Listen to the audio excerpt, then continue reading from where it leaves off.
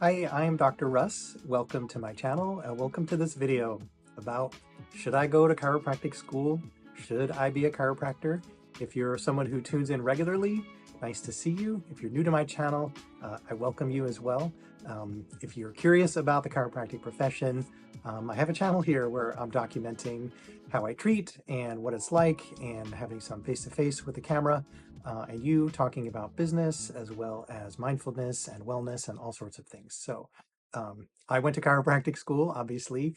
I started in 1994, graduated in 1998, and have been in practice here in Portland ever since. So if you're thinking about it, maybe you had a really interesting or wonderful experience as a patient with a chiropractor, or maybe a friend of yours is a chiropractor and is doing well and enjoying the work and you're interested. Maybe it's in your family, or maybe you're just coming at this from none of those places. And in any case, it's a really good thing to consider. I'm going to talk you through what I think is important to know about the profession, being in it as well as entering it. So I'm going to try and be as honest as I can and see what you think. If you're still watching, do me a favor and in the comments, drop, why are you thinking about it? What is your thought process? Are there particular schools you're thinking of going to, and what brought you to this idea? I try to respond to everyone who comments on my videos, and I'll try to respond to you. So here's the things that I really like about it. And you can ask yourself if these things sound good to you. Number one, you're going to get to know people very, very, very closely. In some ways, it's a therapeutic relationship because you are talking to folks while you're treating them, usually, and you're also have your hands on. And so there's a lot of connectivity that's happening, a lot of empathy that's going to be coming from you and received by them. And that can be a really wonderful experience just as a human, to be there for people and get to know them and learn things about the human condition that I think not everybody gets to learn. I forget this sometimes, that I, as a provider, am let in on parts of people's lives, what they're worried about, what they're dealing with, the good and the difficult. And I just find that really, really interesting. Would you? Would you find that interesting? Um, you would get to work for yourself, and not necessarily. You could work for another chiropractor or in a larger clinic, but many of us are self-employed, and that comes with some really wonderful things. Like I get to decide a lot of things, where I work and my hours and my fees, and I get to, other than, paying my rent and my expenses, I get to keep what I earn. Um, and I don't have to do it anyone else's way. I get to do it my way. Uh, but that's not for everyone. Um, some people don't like that. And do you? Because if you go to work for another chiropractor, um, there's ins and outs and ups and downs to that too. And we'll cover that in a minute. A really nice thing, probably the best thing about this work, is that it's so effective at helping people feel better. It's ridiculously effective. So, it's the rare thing that someone leaves the clinic not feeling significantly better than when they came in. Of course, that happens. There are long-term chronic patients. They usually don't feel better until they've had a bunch of sessions, and even then, sometimes you can't help them. And sometimes, despite your best efforts, they walk out feeling worse than when they walked in. It's awful. I don't like that, but nobody bats 1,000, and it does happen. And that's going to happen to you if you enter this profession. There's no exceptions to that. You can earn a pretty good living. I will say that if you want to get rich in healthcare, chiropractic is probably not going to do that. It's not easy to get rich in healthcare as a provider. Uh, Not easy. It's certainly possible. Um, as a medical specialist, you can make a lot of money. But as kind of a lower level provider, an ancillary provider like chiropractic, um, or even a family physician anymore, it make good money. Don't get me wrong, but it's not getting rich. If you're an entrepreneurial type and you want to get rich, I would recommend you probably look somewhere else, because this is a very high bar of expensive education and lots of regulation and lots of outside forces that are going to affect how much you can charge, like insurance companies and people's insurance coverage and stuff like that. More about that later. But overall, I would say I've made a good living. I have a home, I take trips, I have a car. Like I'm not rich, but I'm good, and I owe that to my practice. Another thing that I have learned through this is like what works in terms of staying healthy. Watching my patients over the years do this and do that, and some things work and some things don't. And I feel like I know a lot about that just basically by listening and watching and learning from my patients. I love that my job is active, but it's not overly demanding. If you or someone you know and love is in construction or roads or mechanical stuff like auto or aviation, my hat's off to you. I am not cut out for that type of work. At the same time, if I'm sitting at a desk and that's my job to email and call, I find that uh, it's insanity. I can't do it. So this is a really nice middle ground for me, and maybe you're similar. Um, I'm up, I'm down, I'm moving, I'm working with my hands, I'm working with my mind, I'm working with my heart, working with my body, but not too much. And also, I'm clean and I'm dry. And again, for all of you folks who work in construction or who are supported by someone who works in construction, thank you for building homes and businesses. I couldn't do it. I like to be clean and dry. I don't like to be dirty and wet and cold. So my appreciation to you. But this is a really wonderful thing about our jobs, climate controlled, but not totally sedentary. And finally, uh, you do get the respect and appreciation, gratitude of your patients really almost every day. I thank everyone at the end of every treatment. I have done that every treatment, I think, since my very first day. When we're done, I say thank you. Thank you for coming in. It's good to see you. I look forward to seeing you again. And they always say thank you too. No, thank you, Dr. Russ, because they're relaxed and they're calm and they feel better. And it's a refuge from the stress of their daily life. Um, and they appreciate that. And I like feeling that appreciation coming back to me. I also want you to ask yourself if touching people sounds good. I know this sounds like super obvious, but you will be touching people. Even if you're not a super hands-on chiropractor like I am, you're still going to be touching people. You're going to be in close physical proximity to people. That's not pleasant for everyone. I want you to be honest about that and yourself. Is that something that you enjoy? Are you okay hearing about other people's problems? This is like, this is so much of what we do. People come in because they got a reason. Whatever that reason is, they're going to tell you. And it's a problem for them. That's why they're there. And so the next person and the next person and the next person and everybody comes in and they want to tell you about their pain. They want to tell you about their injury. They want to tell you about their fatigue. They want to tell you about the things that they want to do in their life, but they can't do because of their pain, injury, and fatigue. And that's just part of the job. I'm good with it. It's fine. There certainly are days where I'm too tired and I just like I have problems too. But for the most part, I'm ready to listen. I kind of structure my life in order to show up that way. We're going to talk about that in a minute. I am, and you would be, location dependent. It's not possible to do chiropractic hands-on work remotely. Um, I do have some patients that I see over Zoom that were patients in Portland and moved away, and they want to touch base with me and ask me questions, and we talk about exercise, and I maybe recommend some exercises or maybe some imaging. But 99.9% of what we do is in person. So if you really want remote work, probably shouldn't do this. Are there chiropractors who have telemedicine as a really big part of their practice? Yes, but they're not really doing chiropractic. They're doing functional nutrition or other things, which is wonderful. But you don't need to go to a chiropractic school to do that. You're going to have to stay current with the laws in your state, with insurance regulations. You're going to have to stay current with research. And you're going to be working in a highly regulated field. Every state has a chiropractic board that oversees your practice. And some states have very like proactive, aggressive boards that are going to be, looking over your shoulder. You're going to be in business for yourself, most likely. You might work for another doctor, but even if you do, you're still kind of in business for yourself because it's just you and the patient. If you decide you don't want to open a business, you don't have that entrepreneurial desire, then you have to be okay with the fact that whatever doctor hires you is going to profit off of you being there. That's part of the deal. So that means inherently, if they're profiting off of your work, that they're paying you less than it's worth. Do you see? Inherent in the whole employment situation is that someone is paying you less than what your work is worth because they're getting the profit.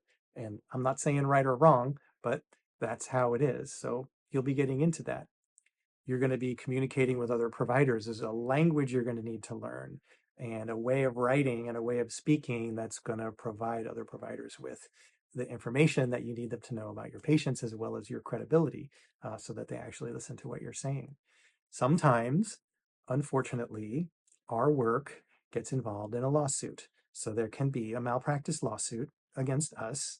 You would be needing malpractice insurance and someone to protect you and cover you in the case that this happens.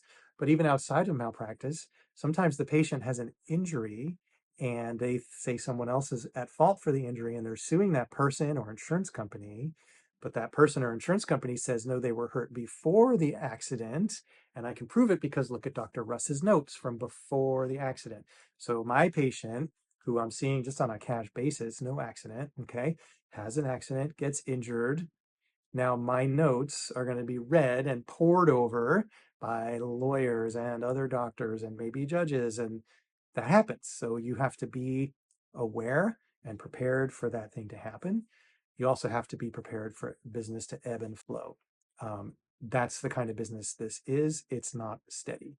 Uh, are you the kind of person who needs a lot of steady cash flow because you like to spend, spend, spend?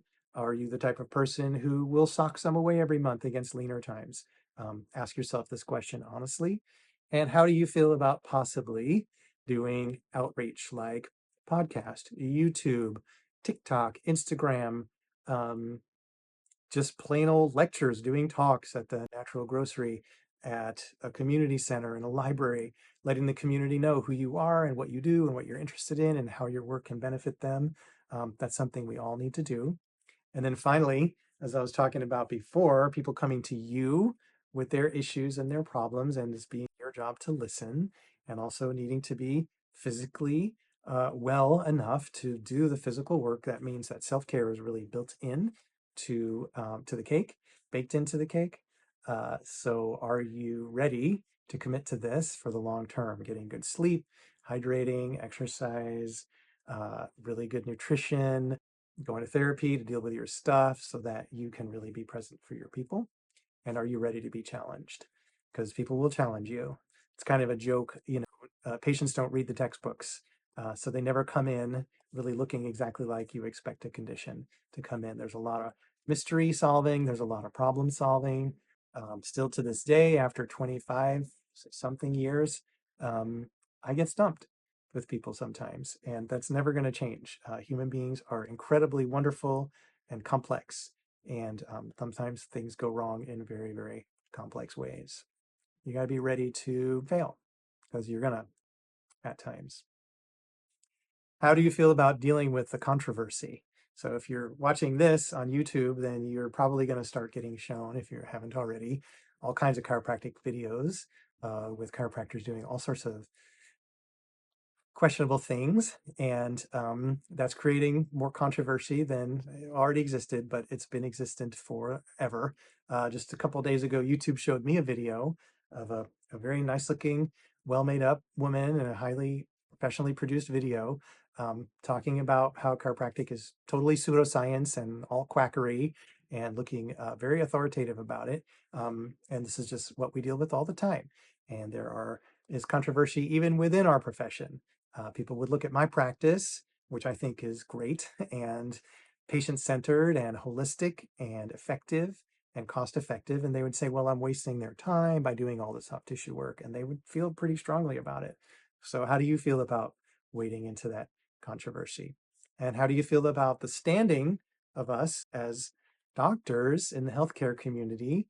We don't have hospital privileges. We can't prescribe. Sometimes I have trouble ordering certain tests because of the degree after my name.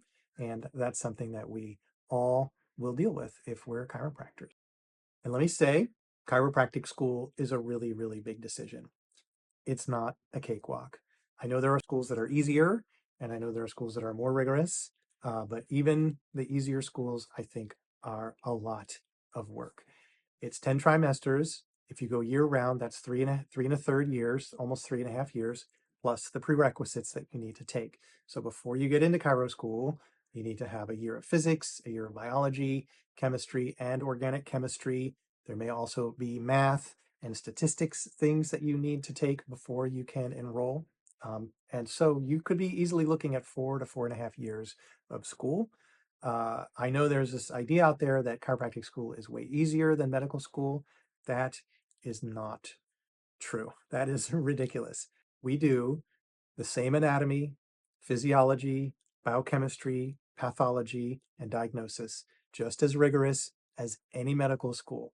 At New York Chiropractic College, we used the same textbooks, we took the same exams. Our board exams are identical to the medical boards. We learn all the things. In some ways, if you Google or ChatGPT comparison of chiropractic school to conventional medical school, you will see the first 2 years are identical. In some cases, chiropractic schools have more hours of instruction than medical schools. We did 3 full trimesters, so that's a whole year of gross anatomy, which includes human dissections. We were dissecting human cadavers, and we were going in as detailed as you can possibly get. Our teachers in anatomy were not chiropractors, they were anatomists. They had PhDs in anatomy. They knew everything up and down, and they insisted that we did as well. Plus, we had then a second course, a fourth course that was just on brain and spinal cord. Now, I didn't know going into school that I was going to learn this, and I didn't know how incredibly complex the brain was. I mean, you see a picture, right? It looks like a walnut or a cauliflower. Well, every bump, every nugget, every nook, and then underneath, it's just incredibly complicated three-dimensional structure. It's fascinating to learn about, but it's a big weed out class because it's really, really, really, really hard. But yeah, same textbooks, same exams. It's difficult. And then once you're done with the first 2 years, then you get into more clinical science, and that's where it starts to diverge. We still did laboratory diagnosis, we did physical diagnosis, we did X-ray and MRI, and we spent a lot of time, obviously, in the labs doing hands-on work, learning to adjust and palpate and do soft tissue. Whereas in conventional medical school, that's where they start learning about pharmacology and all kinds of intricate testing, and they start to branch off into their specialties. So that's where it's different. And I would also say, as a medical doctor, when you graduate, you can get a residency and learn more. So you're kind of that bridge between school and career is that residency. We don't have that in chiropractic. You're done with school, they kick you out, you are on your own. So you got to kind of create your own bridge. It's a really important phase of your career, actually, bridging from school to long-term sustainable career. A lot of people fall off during those first 3 years or so. Going to chiropractic school, you're going to make a lot of friends. Usually what happens is there'll be one cohort. In my day, it was like 80 of us, and we were together for 3.5 years. We did the whole thing together. And we got to know each other really well because it's really stressful and you spend a lot of time together. We had class Monday, Tuesday, Wednesday, Thursday from 8 to 6, and then Friday from 8 to 12:30. So it was like full-time job together all the time. You get that thing where, people form little groups, but everybody knows each other and people generally sit in the same seats when they get to a class. It's fun, and I learned a ton, and you get a sense of accomplishment for certainly when you finish, but all the way through, with neuroanatomy, for example, brain anatomy. I looked at it, I thought, I can't learn this. I can't do it. But I just kept chipping away, and I got it. And at the end of that class, which I got an A in, yeah, I felt great.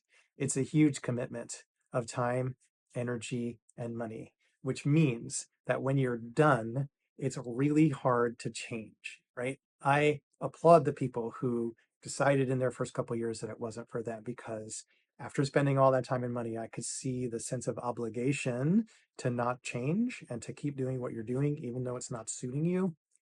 That leads to illness. So I commend them. But you might come face to face with that decision at some point, is that I've put in all this money and I've spent all this time and I'm kind of realizing this isn't for me. That can be a really, really difficult place. But If you want to be a body worker, which I do, then a chiropractic degree is essentially the highest level of training and diploma status that you can get in the field of bodywork. There are also doctors of physical therapy. It's a very similar degree, as far as I know. If you want to correct me, please do so kindly in the comments. Whereas the doctors of physical therapy generally focus more on rehabilitation, and doctors of chiropractic focus more on manual therapy that's hands-on. So it's been a great career for me. With any luck, I'll keep going another 10, 15 years. I think unless fate intervenes, that's what I'm going to do. I appreciate you watching. I forgot to mention, like, subscribe, share. There's a little thanks button, sort of like a tip jar. I really appreciate your views. Feel free to click around my channel, obviously, watch my videos, see what chiropractic is like in my world, and I hope to see you in the comments. This is Dr. Russ.